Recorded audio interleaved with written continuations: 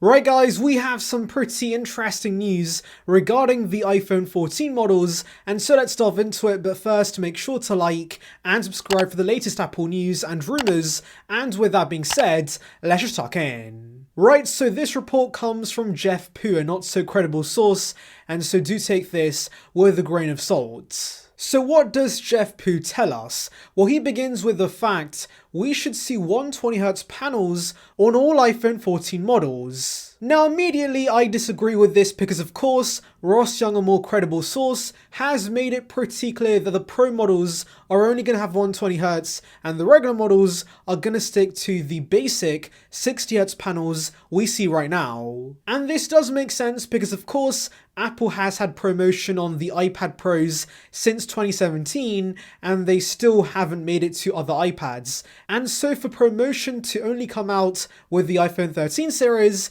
and get implemented across a range within a year seems a little unrealistic. Also, of course, Pro is in the name of promotion, and so would not make a ton of marketing sense to give a Pro feature to the regular models. And yes, I know that 120Hz panels can be found on super cheap Android phones, and so you might be asking why can't Apple give us this tech on both models? Well, of course, do remember that to produce these 120Hz panels on the scale Apple needs is a very tough task, and so Apple and their suppliers might not have the capacity to produce 120Hz panels for all the models. Also, of course, most regular consumers don't care about 120Hz, and so the lack of it should not be a major con for the regular models. But anyways guys, let's move on to the RAM situation with the 14 models. So Jeff Pu a few weeks ago did tell us we could see 8 gigs of RAM with the 14 Pros, and this did make sense because of course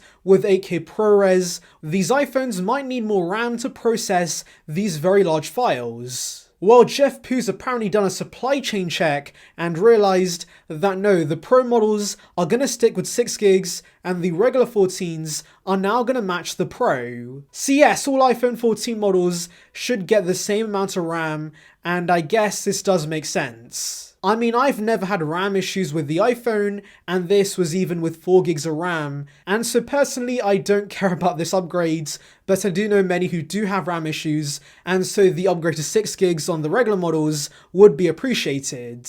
However, I wonder how the 8K ProRes processing is going to work with only 6 gigs of RAM with the 14 Pros. Anyways, the next thing Jeff says is of course we're going to see a 48 megapixel sensor on the back with the iPhone 14 Pros. This is going to be handy for 8K ProRes, but this is not new information. We've heard about this through many sources, and so Jeff is simply corroborating this. However, I left the best till last. Jeff finally ends the report by saying that we could see 256 gigs as the base storage for the 14 Pros, but then 64 gigs of base storage for the regular 14s. Now 256 for the Pros does make sense since of course right now you can't record 4K ProRes with the 128 gig models, and that limitation for a Pro phone is not a great look, so I do think with 8K ProRes on the way they should offer us 256 as standard.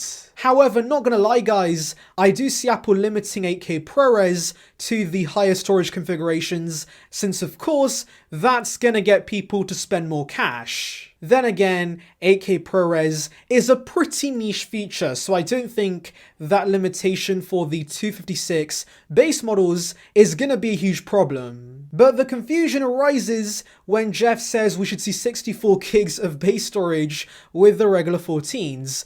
Now this would be a very disappointing downgrade from the 128 gigs of base storage we saw with the iPhone 13 models. And simply put, I don't see Apple doing this. I don't think they've ever downgraded the storage, and I don't think that's going to be the case this year. So yes, I completely disagree with that. I do think 128 gigs is going to be the base for the regular 14s. Anyways guys, tell me in the comments below, what do you think of this report? Do you agree with the details Jeff Pu tells us? Anyways, thank you for watching guys. Make sure to like and subscribe for the latest Apple news and rumors. Check out the video in the card above on details regarding the iPad 10, and on that note, I'll see you guys in the next one. See ya peeps.